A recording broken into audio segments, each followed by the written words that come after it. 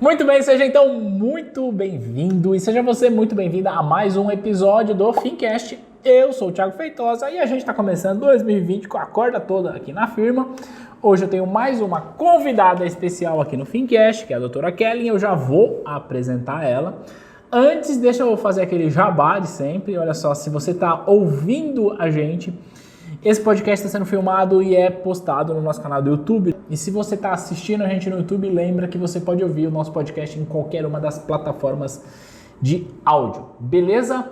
O que a gente vai falar hoje é sobre ansiedade. Eu recebo aqui muitas perguntas, de verdade, muitas perguntas. Ai, Thiago, eu fico nervoso na hora da prova, fico nervosa. E aí, a Kelly, ela trabalhou no banco, a Kelly estudou para passar na certificação com a gente, mas ela é psicóloga e manja dos paranauê, tudo das emoções, e eu chamei ela para vir aqui para a gente conversar sobre isso, para a gente falar um pouco sobre ansiedade. Kelly, muito obrigado por você estar aqui, por você ceder o seu tempo para falar com a gente. Vamos falar de ansiedade? Vamos. Como que é esse trem aí? Na vida do bancário é, assim, já é constante, é algo normal, né? Então, assim, eu fiquei 7 anos no banco e, assim como qualquer bancário, precisou tirar a certificação. Certo. Então, assim, o que eu mais via, e até mesmo comigo, tá? O que eu mais percebi, que na verdade não era só o preparo técnico para a prova, que era estudar, fazer os simulados, assistir os vídeos, não era só esse o problema. Eu via que é o seguinte, a pessoa sabia muito, e no momento da prova, tinha aquele frio na barriga, aquela ansiedade, não dormia à noite, então acordava daquele jeito, então assim, não conseguiam desenvolver o raciocínio no momento da prova. E assim, esse foi o maior vilão. Eu conheço gente que repetiu 5 vezes a prova. Eu também. Nem assim, tem gente que repetiu mais, tá? Eu, assim, falando uma pessoa próxima a mim. Sim. Que repetiu 5 vezes, simplesmente ela sabe, tá? Se eu falar pra ela assim, vamos fazer tal coisa, vamos fazer um simulado? Ela sabe, mas assim, no momento da prova, aquela pressão, que eu sei que na vida do bancário, a pressão é o que é constante, até porque assim, você tá sentado trabalhando, o seu chefe chega em você e fala assim, fala pra mim a data da sua prova, como você vai tirar? É isso aí. Então assim, o que é o pior, qual que é o maior vilão de tudo isso? É a pressão. A pressão que a pessoa mesmo se coloca, que as pessoas colocam em cima dela. E assim, o que eu via também de maior problema? Quando a pessoa ia fazer a prova, ela falava para Deus e o mundo. Falava para o chefe, que falava para amigo, que falava para... Por que isso não é interessante? O que acontece com essas pessoas? Elas te cobram. Semana que vem a prova, hein? Olha, na outra semana, já estudou? Você está chegando quanto no simulado? Está chegando quanto? E isso ainda piora ainda mais a ansiedade das pessoas. Então eu vejo que tem algumas coisas bobas que a gente pode fazer no dia a dia que pode melhorar sim essa ansiedade. Não é só no dia antes da prova, é todo o processo de estudos para certificação. Legal, o que você falou é o seguinte, né? Eu conheço gente que reprovou 5 vezes e eu costumo dizer, a gente recebe às vezes aqui na escola pessoas que vieram de mais do que uma reprovação, tá? 5 vezes, 6, já vi casos inclusive de 13 vezes de uma pessoa que chegou aqui na escola. E assim, o que eu sempre falo é, cara, a culpa não é sua, porque o que acontece, a pessoa começa já imediatamente a se inferiorizar. Meu Deus, todo mundo passa e eu não. Exatamente. Só que a questão dela não é uma questão cognitiva. Se você perguntar para ela, criatura de Deus, vem cá, me explica como é que funciona o come cotas. Ela vai ensinar melhor do que eu. Só que chega na hora de dar um brego-dego lá que ela não consegue passar na prova. Exatamente. Uma das dicas também que eu acho importante é a autossabotagem, que é abalar a autoconfiança, né? Então, por exemplo, fulano de tal estudou em 1 semana só pelos simulados e fez o certificado. E eu fico aqui 1 ano, 1 semana e não consigo. Gente, cada um tem uma forma de aprendizado. Então, assim, o primeiro passo é também não abalar a sua autoconfiança. Porque independente se você errou 15 vezes e passou na 14ª, ok, sem nenhum problema. E fulano fez 1 vez e passou, tudo bem, cada um tem a sua forma de aprendizado. Mas o maior problema também é abalar a autoconfiança. Isso é algo muito importante. Faz sentido que quando uma pessoa ela reprova no exame, e aí quando ela chega no outro dia, pior do que ela ter reprovado, ela ter de anunciar para o chefe dela. Exatamente. E aí quando ela vai fazer a prova pela 2ª vez, essa pessoa, ela já chega no lugar do exame, quando ela liga o computador, que ela põe lá o CPF lá e a data de nascimento dela como senha, ao invés de ela enxergar a prova, ela tá enxergando a cara do chefe ali. Exatamente. Como que é esse processo de a pessoa ficar com medo de repetir um ciclo que ela cometeu lá atrás? Isso é verdade? cientificamente a gente consegue discorrer sobre esse assunto de você ter medo do fracasso leva você a fracassar? Exatamente. Dizem aí os cientistas que é algo sobre o universo, que você atrai. Na verdade, é a sua mente. Nada mais do que é a sua própria mente. Quando eu vou fazer algo pensando que eu vou fracassar, eu vou fracassar. É automático. Então, assim, eu vou fazer a prova, mas e se eu falhar? Mas e se eu errar? Foi o que eu falei da autossabotagem. Pra que eu vou estudar pra algo se eu acho que eu já vou falhar? Exato. Então, assim, é mudar essa mentalidade, digamos assim, do bancário, porque muitas das vezes vou fazer porque o meu chefe pediu. Não, vou fazer porque é importante para mim. Mudar o significado da prova. Exatamente, é importante para mim. O meu chefe tá pedindo, mas a pessoa lá tá, nossa, em cima de mim, eu tenho que tirar. Não, eu tenho que tirar porque é importante para mim, primeiramente. É bom pro meu desenvolvimento. Essa questão que as pessoas também têm que entender. Não tô tirando porque no dia seguinte eu vou chegar lá e vou falar com o meu chefe, eu reprovei ou eu passei. Não, eu vou tirar porque é importante para mim, primeiramente. É ressignificar a prova, né? Exatamente. No sentido de, cara, pra minha carreira, ok, vai servir pro meu emprego, mas... Exatamente. Não sei se eu vou ficar aqui nesta empresa pro resto da vida. Tem vários bancos, a gente não sabe. Mas assim, não sei se eu vou ficar neste banco para sempre. Então isso será bom para mim. Primeiramente para a pessoa, para o desenvolvimento pessoal daquele ser humano.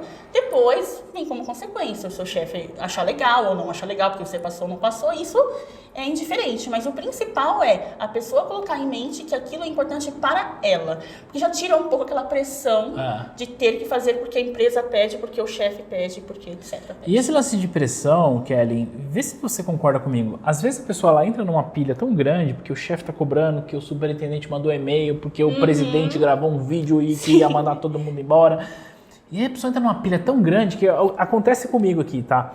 A pessoa se matricula no nosso curso, aí não satisfeita, ela vai lá pegar o simulado do Top Invest, depois pega o simulado da EA, depois vai lá no Lucas.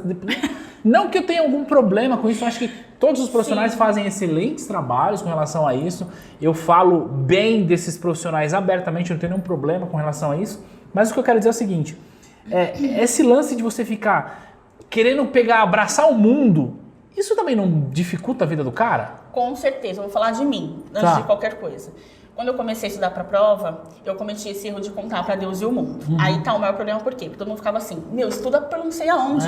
Você estudou por tal lugar? Se você não estudar por lá, olha, metade da prova cai lá. Não, mas tem que estudar pela T2. Peraí, fica claro, T2. T2 principalmente. Mas assim, as pessoas têm várias ideias que vão te bitolando cada vez mais. Então, o que eu via pessoas no banco? A pessoa ia no banheiro, ela fazia simulado. Ela ia no caminho do trabalho, vindo pro trabalho, voltando, enfim, fazendo simulado. E assim, às vezes estava num ambiente barulhento, às vezes estava no celular que vinha mensagem, notificação. Então assim, não tem cronograma de estudos. Isso é importante pro processo de você controlar a ansiedade também. Principalmente para ansiedade. Por quê? Quanto mais eu estudo, aquela questão de quantidade é qualidade? Não, nesse caso não. Porque o seu cérebro ele absorve melhor informações, ele tem porções pequenas de informações. Legal. Então ele absorve melhor. Então assim, se eu faço um cronograma de estudos, por exemplo, inicialmente de meia hora a 1 hora diária, o meu cérebro, ele tá ali centrado somente para aquilo. Ele não tá, por exemplo, no trânsito, ele não tá, por exemplo, no transporte público, tem uma pessoa gritando ali, vendendo outra coisa ali. Ele tá centrado para aquilo ali. Então, a chance do meu cérebro absorver aquela informação é muito melhor. E quanto mais eu percebo que eu estou absorvendo a informação, menor eu tenho ansiedade. Quanto mais eu estudo, sem cronograma, indo no banheiro, indo não sei aonde, no simulado, no metrô e tal, mais confuso a sensação eu tenho de ficar confuso e mais ansioso eu fico também para a prova. Então, tudo está ligado um ao outro. Então, o que a gente está falando bom, primeiro deixar claro que eu não tenho nenhum problema com outras escolas, eu já falei muito bem deles, inclusive, mas o que eu quero dizer é o seguinte, que quantidade não significa qualidade. Não. É isso, primeiro. Exatamente. Ou seja, escolha um método de estudos, seja T2 ou qualquer outro, e siga este método apenas. Não precisa buscar outro. Exatamente. E aí, o cara tá lá, terminou o banco, o dia foi puxado, teve meta para bater, teve cliente brigando na porta giratória, teve aquelas coisas, deu diferença no caixa, aconteceu tudo aquilo. Aí, não contente, ele sai do banco e pega o metrozão, ou pega o busão e tá lá fazendo o simulado e tal. Aí chegar em casa, o que ele vai fazer? Toma um banho e vai assistir o Big Brother. O que eu quero dizer com isso? Seria muito mais produtivo se ele no transporte, fosse para casa, chegasse em casa com calma, estudasse um período menor. Exatamente. Do que se desfocar. É isso que você está falando? Exatamente o que eu estou falando. Então, me ajuda aqui a ajudar quem está assistindo a gente. Primeiro passo para eu lidar com a minha ansiedade pré-prova é... Cronograma de estudo. Ou seja, definir o que, quando e onde você vai estudar. Exatamente. E quando eu falo o que, tem gente que é melhor visual. E tá tudo bem com isso. Tudo bem. Tem gente que fala, não, eu gosto de ler, eu não gosto de ver. Tudo Ok. bem. Não, mas é porque, foi o que eu falei da autoconfiança, né? De abalar a autoconfiança. Não, mas é porque fulano assistiu os vídeos da T2 e deu certo. Não, tem gente que só leu a apostila e deu certo. Tudo bem. Encontre qual é a sua forma melhor de absorção daquele conteúdo e ok. Vai pela sua forma, entende qual é a forma que o seu cérebro absorve melhor e aí cria um cronograma de estudos. Eu dou a ideia inicialmente de 30 minutos a 1 hora, tá? E pelo menos por uma semana, e um pouco mais próximo à prova de 1 a 2 horas. Pelo menos 1 hora de conteúdo, vídeos, o que for melhor para você e a outra 1 hora de simulado. Quer dizer, se a pessoa cria esse cronograma de estudar meia hora ou 1 hora por dia, como você sugeriu aqui, e ela estudar, por exemplo, 5 dias por semana, são 5 horas. Então, o que a gente está falando é que isso é mais eficiente do que ela pegar, por exemplo, um único dia e estudar 6 horas por dia. Vou dar um exemplo. Na escola, na faculdade. Quando a gente estava lá, foram 4 horas mais ou menos de aula, não me recordo. Saco, mas não aguento enfim, mais. exatamente. Quando dava... Você entrava 7 horas, quando dava 8 horas, você ficava, gente, qual é que é o intervalo? Que hora que é o intervalo? Você já não prestava atenção mais em nada, você já não conseguia absorver nada. E é normal, não era só você, não era só eu. Todo mundo é assim. O cérebro não fica... O cérebro já tá, assim, esgotado. Então ele precisa de uma pausa, né? No toque existe um intervalo, ele precisa dessa pausa justamente para absorver tudo aquilo que foi ensinado há 1 hora atrás. Então por isso que eu falo, a quantidade não é qualidade. Quanto mais eu acho que eu estou estudando, mais eu vou fazer, Nossa, eu vou absorver. Não, você está deixando o seu cérebro ainda mais confuso. E trazendo ainda mais ansiedade.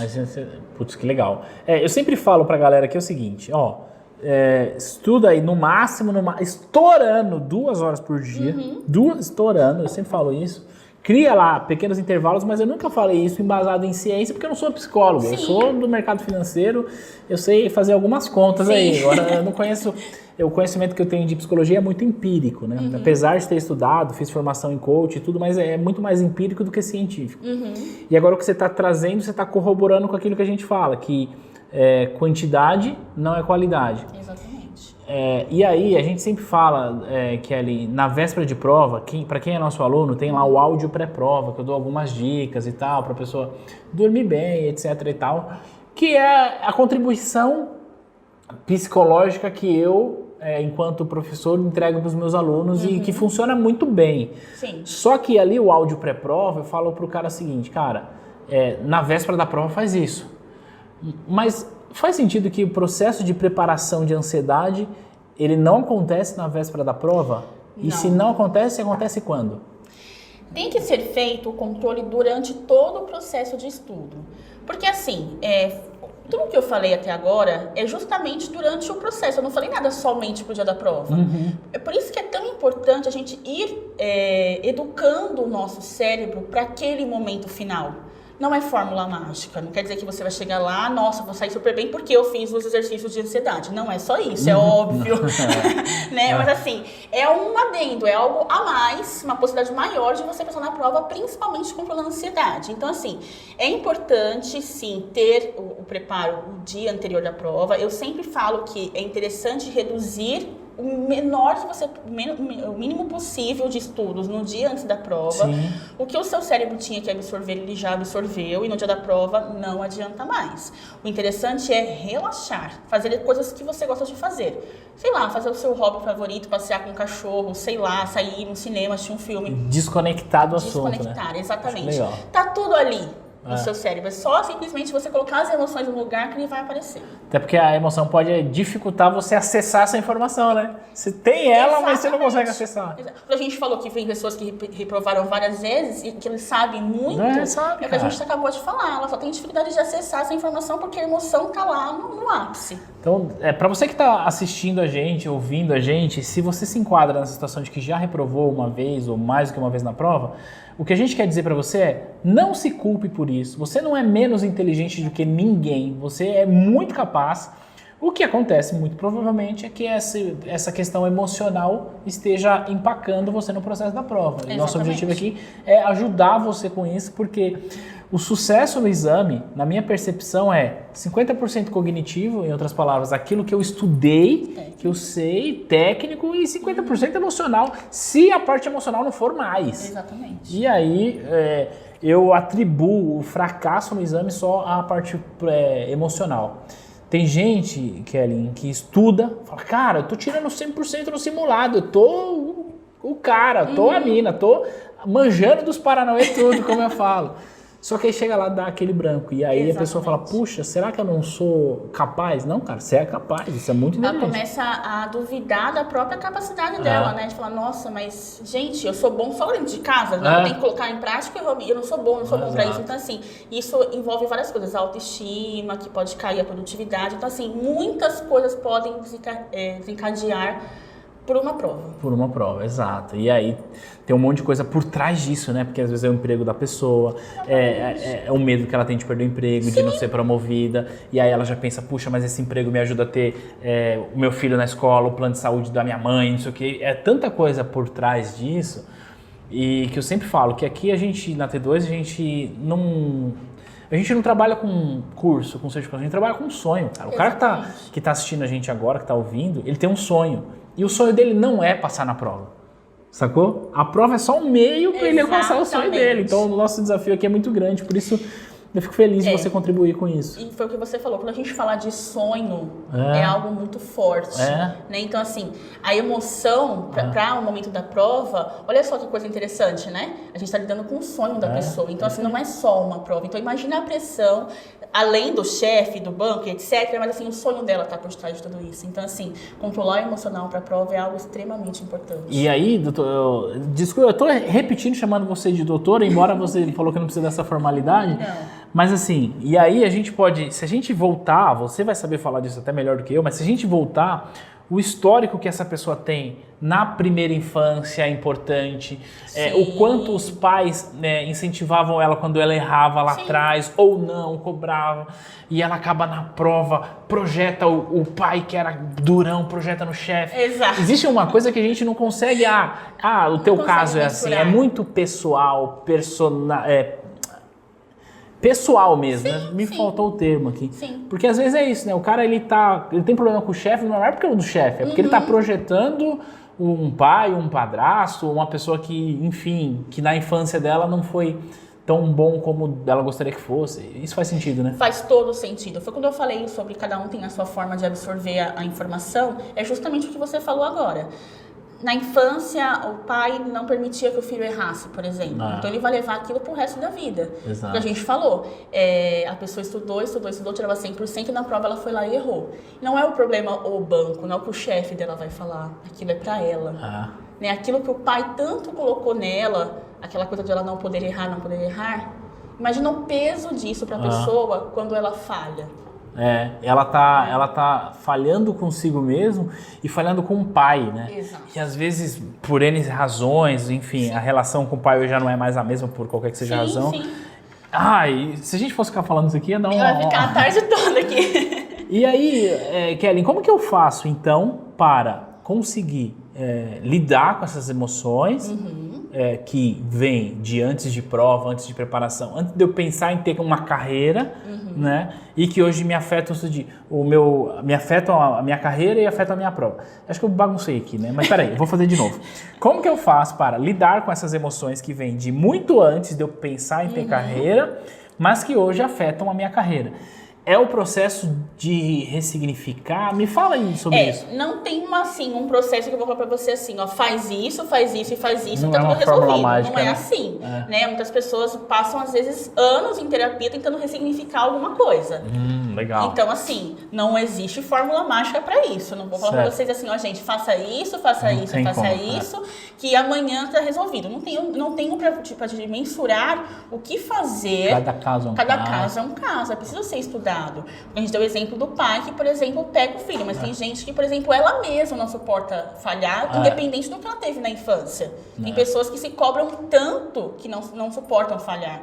Independente de qualquer coisa fora de tudo isso, ela também não sei. Então, assim, cada caso é um caso, não existe uma fórmula mágica para dizer o que deve ser feito. Independente da causa precedente, independente desse histórico emocional, familiar, primeira infância, etc., o fato é que, como você falou, se eu tiver um cronograma e pensar que qualidade não é, que quantidade não é qualidade, já ajuda, né? E pensar que é importante para mim, antes de qualquer que coisa. você falou no começo, ressignificar a prova. Ressignificar a prova. Ela é importante para mim, ponto final. O que o meu chefe vai achar se eu vou ter encarreiramento ou não é uma consequência. Que legal. Puxa, gostei bastante desse bate-papo. A gente poder contribuir com quem está estudando é muito legal. Sim. Algo que vai além do conteúdo técnico, né? Porque eu sei falar bastante de mercado. De psicologia eu entendo um pouco só. Então, obrigado por você conceder seu tempo, para você vir aqui, ter casado a agenda. E você tá postando bastante conteúdo sobre isso lá no seu Insta, é isso? Exatamente. Como é que eu acho você no Insta, Kelly?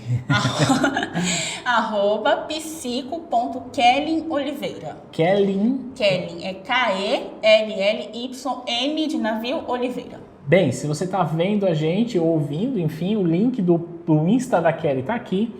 Vai lá e manda um direct para ela, fala: Kelly, eu acabei de te ver lá na T2 e eu gostei do seu podcast. Ou então fala que não gostou também, pode ser, né? Exatamente, pode ser. Mas vai lá, manda um direct no Insta, acompanha ela, segue ela, porque ela tá postando bastante conteúdo que lida com essa questão de ansiedade. E não só isso, né? Porque a gente conversava aqui nos bastidores. Cara, bancário é uma profissão meio surreal, né? Exatamente. Tem um monte de gente com síndrome de burnout, síndrome do pânico, depressão. E aí o cara tá com depressão, o chefe vem e fala: tá com frescura, bater meta você não quer. Exatamente. E aí você tem contribuído para essa galera porque é importante, acima de tudo, acima das metas, acima da certificação, acima da carreira, a saúde mental. Faz sentido? Total. E assim, eu sou ex-bancária, então eu sei tudo o que o bancário sente. Então, assim, vamos dizer que eu tive muitas coisas. Eu tive ansiedade, tive burnout, tive várias coisas trabalhando no ambiente do banco. E minha intenção não é fazer com que a pessoa desista desse mundo, jamais. Tá? É simplesmente saber lidar melhor com toda essa pressão que é posta ali naquele ambiente. Então, eu dou dicas bem bacanas para pessoas que acordou um dia, que tem que bater uma meta que está quase inalcançável, e aí pode fazer alguma técnica de relaxamento para fazer o raciocínio vir de uma forma melhor, assim como eu falei da prova. Que legal, obrigado. Mais uma vez, obrigado por você contribuir com a gente. Se você gostou desse material, deixa aqui aquele joinha maroto e vai lá no Insta da Kelly, que está aqui na descrição. Deixa um salve lá para ela, que ela vai gostar de conversar com você. É isso mesmo? É isso aí. Mais uma vez, muito obrigado por você estar aqui. E a gente se vê no próximo conteúdo. Um grande beijo. Tchau!